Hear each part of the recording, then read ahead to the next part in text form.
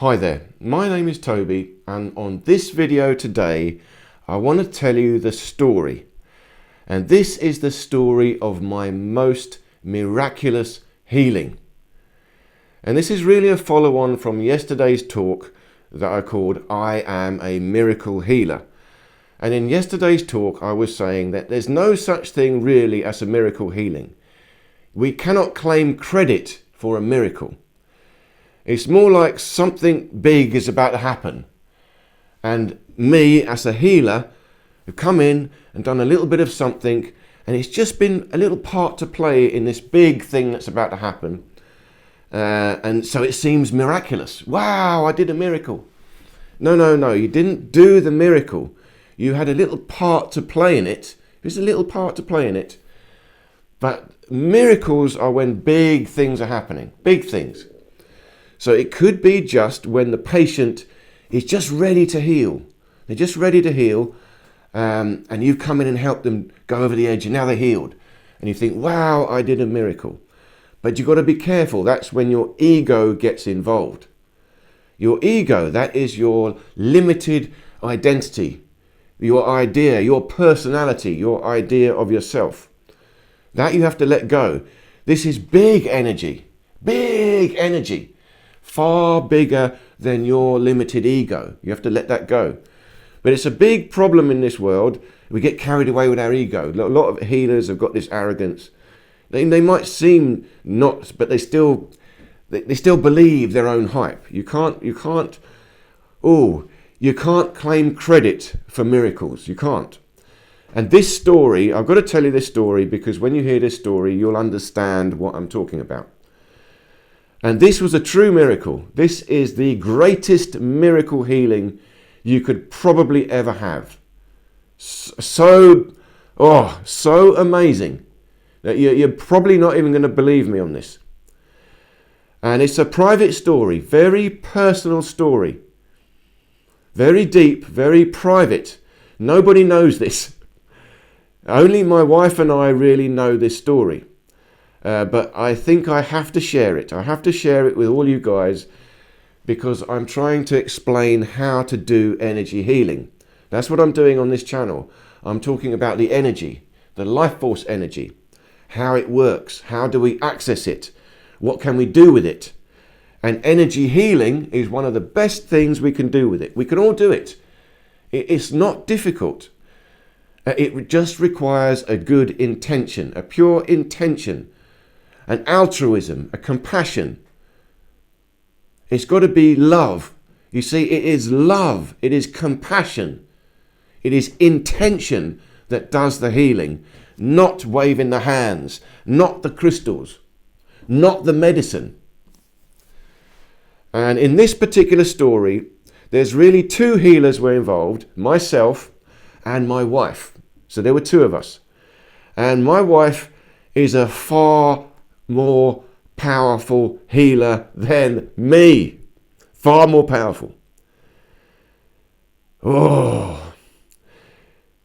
I'm utterly humbled and grateful that I was lucky enough that she became my wife, because such a person, her integrity, her compassion, her love, her honesty, her intuition, I've never seen anyone like that before. She's a remarkable soul, is the only way I can say it. Her soul power is phenomenal. Again, far greater than mine. You see, I needed healing. We all need healing as well. If you want to be a healer, you must first also learn how to accept healing. If you don't accept healing, you yourself can't grow. You've got to be humble.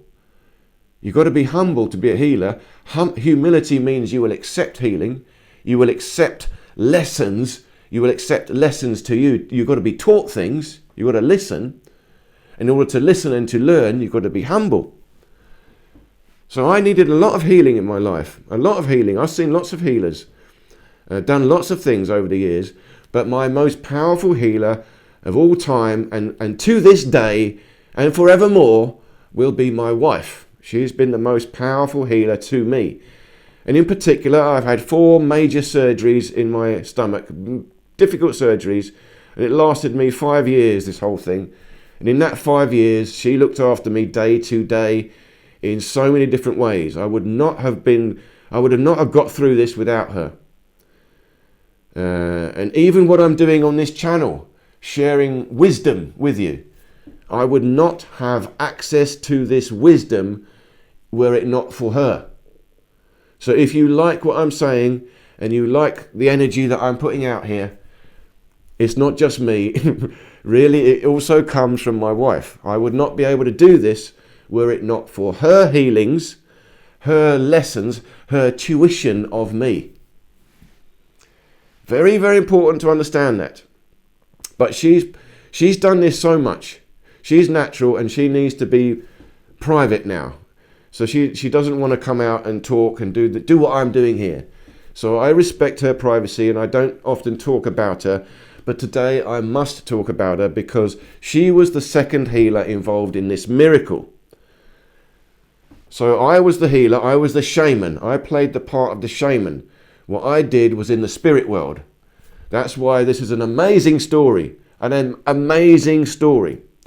But so was she. And like I said, healing comes from the heart. And my wife has got such a pure heart. Such a pure heart. That's where the healing comes from. You don't have to do this with the hands. She does. She can do all the healing like I do. But that's not so important to her. She just lives like that. She just is like that. It's not ego. She's not trying. That's just who she is. I had to try. I had to learn. I had to unblock my pain. So that's what we might have to do. But ultimately, you just are that. Like I said, a pure intention, a pure soul, a pure spirit. All you need, that's the only qualifications. You just got to go inside and check. Is this coming from true compassion? Is this coming from true altruism, humility? Or is this my ego? Am I trying to do something? You can't be trying to do something. You have to relax, let go. Ask the healer. Let go of your own ego. You're not your ego. Your ego is the blockage. It's the thing that blocks the energy. See, the ego is your private personality. The energy comes to you and it's locked in your little ego. Now, if you're doing a healing from your ego, you've only got so much. I've only got so much energy. You might be powerful. Yeah, I've got a powerful ego. Ooh, I'm a powerful healer. But it's limited. It's limited by the level of your ego. It can only be so much. When you want to do healing, you want to go to vast energies. Way beyond your ego. You have to let go of your ego and allow the vast energy to do the work. Not you. Not you. So let me tell you this story and you'll understand. You'll understand how this all works. So this again, the healing happened. It's a miracle healing, but no one even knows what happened. Even the patient themselves don't really know what I did or what me and my wife did. They don't even know what happened. It's a private thing. Only my wife and I really know what happened in this healing until I tell you guys now. So it's a genuine altruistic healing that I could take no credit for because nobody knows. How do I get any credit? And I'm not telling you to get credit because, again, if you listen to the story, it's got nothing to do with me. I played a very small part. It was an important part, but a small part. Many people were doing something. Many different energies were involved. And ultimately, this is what you've got to understand. Ultimately, it is the patient that heals themselves. You as the healer, the shaman, are only a facilitator. You're only a facilitator. Don't get a big head about it. A facilitator is a very delicate job. You've got to be very delicate as a facilitator. You can't come in with an ego. You're like a bull in a china shop. No. So what happened? Okay. So this healing happened to my sister. This is my sister. And that's why I had an important part to play, because I've got a personal connection to her. So let me tell you the story. It's a real story. This is so big, so incredible. It actually was in the newspapers. It was in the Sun newspaper in England. It happened in Italy. It was in the newspapers in Italy. It was a big, big deal. So she was on holiday in Italy and she was swimming in the sea. And something happened to her in the sea. I don't know. She passed out. She became unconscious in the sea. So she was floating head down in the sea. So she essentially drowned. She died.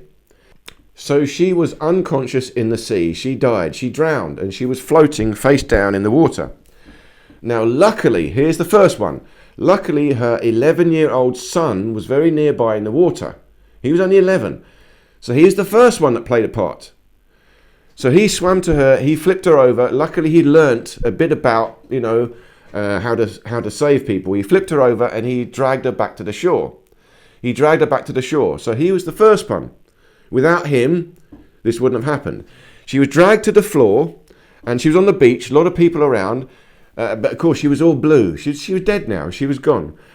Second miracle, there was a doctor walking past. There was a doctor walking past, a surgeon. So he stopped. Again, what are the chances? A doctor walking past. He stopped, he jumped, and he started to do CPR. But he couldn't bring her back. He could not bring her back. He did CPR, I think, for 15, 20 minutes. Other people were coming and they were just thinking, stop now, give up. But this doctor, he did not give up. Because his wife, this doctor's wife, had also died in a similar manner. And he just never wanted to give up again. So he was so determined not to give up. He just kept going. 15, 20 minutes until, a little bit happened. Then a helicopter flew in, picked her up. So a helicopter came in, took her to the hospital. But by now she had been dead for, I think, nearly 45 minutes.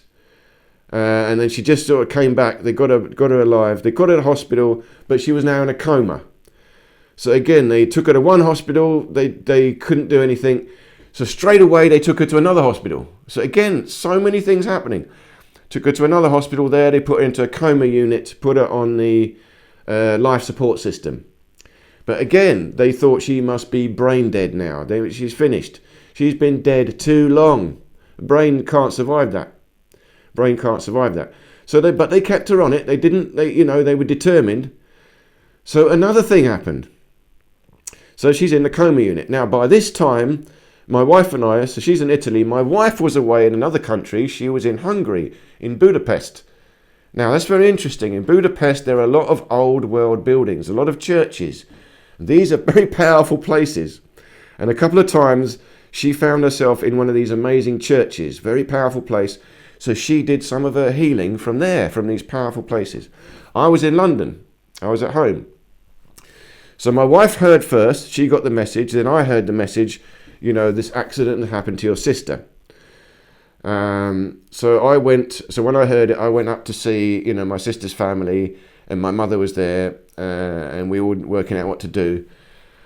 And I was trying to work out, shall we go to Italy? But my brother-in-law there, my sister's husband was, just stay there. There's nothing you can do, stay there. So, of course, a lot more details to this, but here's the important bit. So my wife was away somewhere else.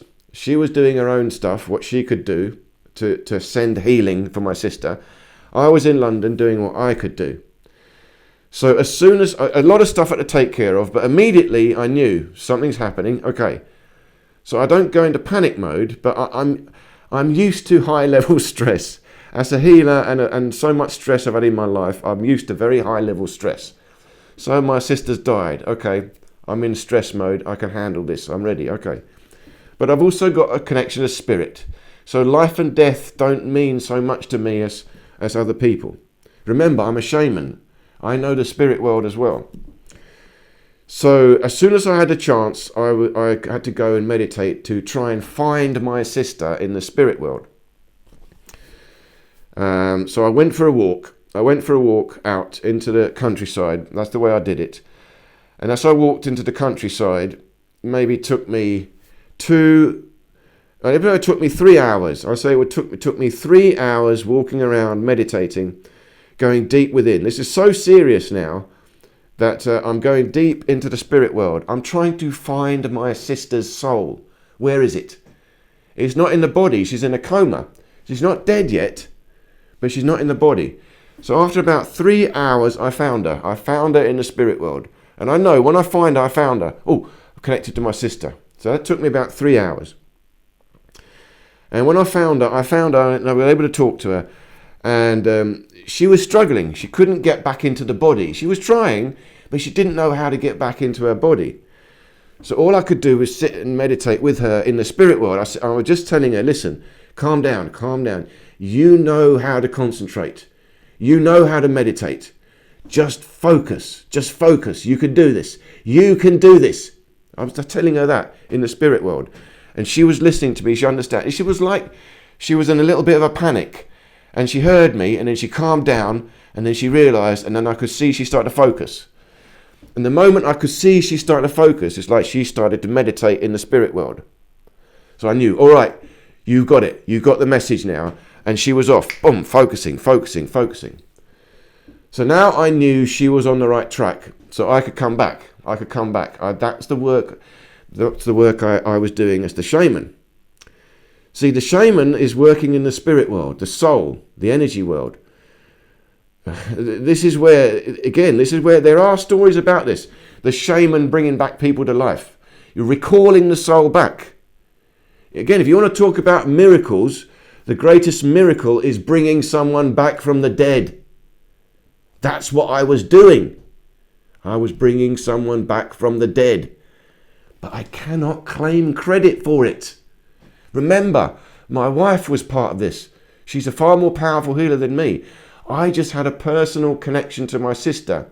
So I was the one that was able to connect to her that closely to get her the message. But she had to do it. And all these other things were happening.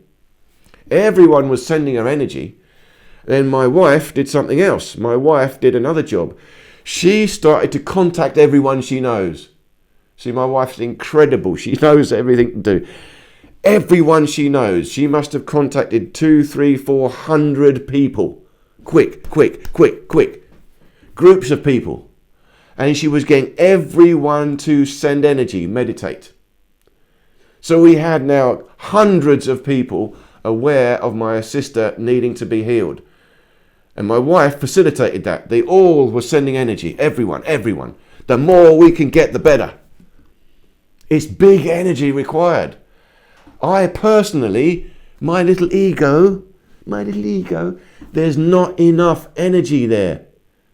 You have to connect to vast energy. Remember, we are the Jedi. The Jedi is cooperation. We call forth all the other Jedi to help us. The Force, the connection, we call it all to help us. It's not me. You ask for help. It's okay. So everyone was involved. All this energy came, and she was in a coma for about a week. And I did a lot more stuff. I did some other stuff. When I went home, I sleep at night. But when I sleep at night, like I said, that's a shaman. By then I was already sleeping on the floor. I don't sleep on a bed. I sleep and meditate. I sleep on the floor. I do yoga. And there's something else I did as well. I want to share this with you. Again, it's pretty radical, but you understand how serious the situation is, and now you might understand why I do this. And some of you may be aware of this because there are, in India particularly, there are rishis, there are the sadhus, the yogis. They do this. They connect to there's some yogis that connect to the funeral pyres, the ashes of the dead. They will even get the ashes of the dead, rub the ashes of the dead on them. They connect to the dead that way, the spirit world. And the same with the ancient shaman. They would connect to the skeletons, the dead. It all seems, for us it seems, it's not. For them, it's connecting to the departed ones. And for me, it's the same. So I have got the ashes of my father. So my father died, and I've got his ashes, and I'm going to keep them. I keep them with me in my room, very close. And sometimes when I need support, need help, when I go to sleep at night, I take his ashes in his job and I hold them like this, and I go to sleep with his ashes like that. So all night I can talk to him. I can connect to my father. You see, I've got his ashes. Those ashes are still some of the atoms. There's still some of the atoms of his body are in there. There's still a connection to his soul through those atoms, through that substance, the carbon in there. There is a vibration, a frequency in those atoms that connects to his soul. There is some connection. And if you had the skeleton, it would be another connection. You could have a closer connection, but the ashes are enough. So now I needed also the help of my father with this. How do I connect to my father? So this is very serious. I open the ashes, put my hands in the ashes, rub the ashes, take the ashes on my face. I take some ashes in a little bit of water. I drink them. I drink the ashes. This is serious stuff. And so from there, I call my father, the energy of my father's spirit as well to help. You see, the job of the healer is the facilitator. You need big energy. You need all the help you can get. All the help you can get. So I did this, and I had lots of very powerful experiences during that week doing healing, getting my sister back. And at the end, of course, she came back. She woke up at the end.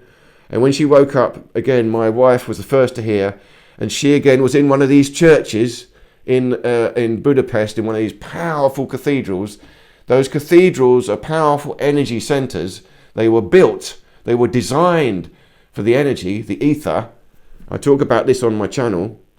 Those buildings are something else. Those are energy buildings. Those were built by people who understood chi. They understood ether, the life force. We don't understand that now. So we just think, it's a design. It's not a design. It's a design done to attract energy, life energy, not physical energy, living energy. That's why we dismissed it. Anyway, she knows, I know. So she was in the church, and she used that energy still immediately to send energy again to my sister, who just woke up. And she lit a candle. She'd do all that. And then I again send energy to her. And then my sister woke up like, well, what's happening? What's going on? She just woke up after a long sleep. Hey, where am I? What's the fuss all about? She had no idea what was happening. No idea what was happening. And of course she was perfectly fine. Perfectly fine. No brain damage, no nothing. Just back to normal. Just back to normal. And then she came back to England and everything, and then we had a little, celebration party for her. But this was a true miracle back from the dead. And like I said, it's in the newspaper. I was thinking of leaving you the article so you can see it. But I don't want to. You see, I do want to respect their privacy. I want to respect the privacy of my wife, the privacy of my sister. So just take it as my story. Believe it or not. Believe it or not. But if you really do want to research it, if you look at somewhere in the Sun newspaper a few years ago, I can't remember what they called it now, but woman at beach comes back from the dead, something like that. And then a year later, she went back to Italy, to the same beach, and they went to visit the doctor, because of course it's the doctor that did the CPR. And when he went to see the doctors, the doctor was so happy to see her. What an amazing meeting it was. But you see, that doctor got most of the credit because he's the one that kept her alive. Me and my wife got very little credit. We didn't get any credit for what we did. Nobody really realized the importance of what we did. But to me, I know that I played a pivotal role in bringing her back from the dead. That was my miracle. I was the one that spoke to her, told her, listen, focus. You can do this. You can come back to your body. And when I saw she got it, I know. I saw her meditate, okay. And when I saw her meditate go within, she doesn't need me anymore. She shouldn't be focusing on me now. She's got to focus on herself. You can't, it's not about my ego. Hey, yeah, I saved you, come on, say thank you to me. No, now you're counterproductive. She had to focus on herself. At that moment, I have to back away. I'm not a distraction. I knew she's doing it now. I could see she's connecting to her body. She's doing it. She's focusing. Don't need me anymore. Now I back away. I disappear. I've gone back. I can come back to the physical world. So my job as the shaman, as the healer, was to go into the spirit world, find her soul, talk to her soul, help her do what she needed to do. When she was doing it, I come back. And then I do everything else possible. I just keep sending energy, all different ways. And my wife, again, like I said, my wife had a much bigger part to play. She was the greater healer. She is by far the greater healer. And it's not for training, it's because of her heart. She's always been like that. She's just like that. She's a pure soul. There's no question in her mind. She is integral. There's no doubt in her mind about being integral. For me, I've had lots of confusion. So I've been a nasty person sometimes. I've been a bad boy. And I've had to be corrected. She's never been a bad girl. No. There's never been a question. She's always been honest, always been dignified, always been integral. Let go of your ego. Try to improve your behavior, because if you're behaving badly, you are breaking the natural law, and that's not good for your energy. Always try to be honest, integral. You'll get more energy. So this is my little story. This is my most miraculous healing, and it's probably once in a lifetime healing. I've done other healings for people that were, dying. I've done a couple of healings for people that were dying, but I couldn't save them. I couldn't save them. See, you can't always do it. There was one healing I did for a lady. And she was in hospital. It didn't seem like a big deal. But when I did the healing for her, I could see, this lady's off. This lady's going to die. I don't think I can do anything. I did some healing for her the best I could, and I gave her a bit of energy. I could see she picked up a bit. But her soul wanted to go. Her soul was going. I could not convince her soul to stay. That's why you've got to be humble. I cannot bring you back from the dead if you want to go. My sister came back from the dead because she wanted to come back. And all I was doing was giving her a little help. But she did it. This other lady, nobody thought she was dying. But I knew she was. Now, very careful. I have to talk to her husband afterwards. I talked to her husband and I said, okay, I've done some healing for her. But I think you've got to be careful now. Look after her. I think this might be a bit serious, a bit more serious than we think. So just prepare yourself. Be ready, be detached. We'll do the best we can. But I think this is a bit more serious than the doctors let on. So I did not tell him she's going to die. You never say that. Never say that, because you don't know. You always got to be positive. But at the same time, I needed to prepare his soul. He needed to be aware that your wife is going. She's off. Be ready. I've got to do healing for the husband. I've got to strengthen his soul so that he's got a bit more energy for when his wife leaves him. Because I know if my wife goes before me, and it's got to be like that. My plan is she needs to go before me, because I don't want to, I don't want to leave her on this earth alone. I be on this earth alone. She goes first, so I've got to let her go first. That means I've got to live longer than her. So that means I can look after her the best way before she goes. If I were to go first, then I'm leaving her alone. I don't want to leave her alone.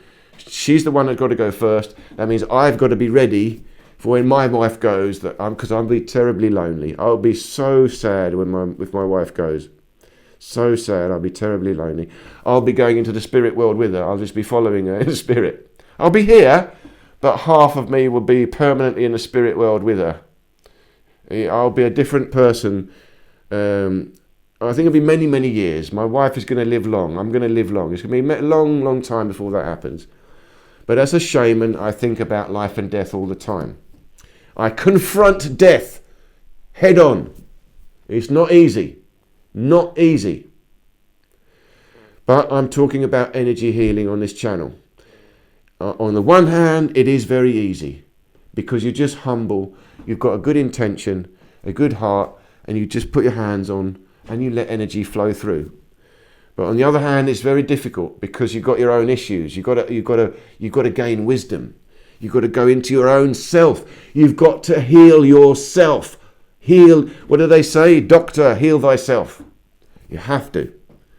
If you're going to be an energy healer, you are on the path of healing. You must be healed. Every healing you do for another person, you are getting more healing. You are progressing.